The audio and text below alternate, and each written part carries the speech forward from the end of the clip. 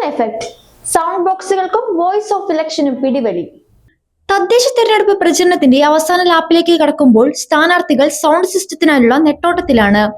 എതിരാളികളുടെ മുൻപിൽ ശബ്ദം കുറഞ്ഞു പോകാതിരിക്കാൻ കുറ്റൻ സൗണ്ട് ബോക്സുകളും മികച്ച അനൗൺസർമാരെയും തേടിയുള്ള അലച്ചിലിലാണ് സ്ഥാനാർത്ഥികളും പാർട്ടി പ്രവർത്തകരും.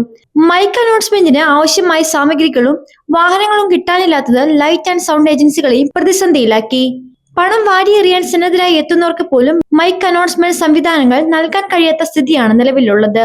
വോട്ടർമാരുടെ മനസ്സിലേക്ക് സ്ഥാനാർത്ഥിയുടെ പേരും ചിഹ്നവും ആഴത്തിൽ പതിപ്പിക്കാൻ വാഹനങ്ങളുടെ അനൗൺസ്മെന്റ് അനിവാര്യമാണെന്നാണ് സ്ഥാനാർത്ഥി ക്യാമ്പുകളുടെ പക്ഷം.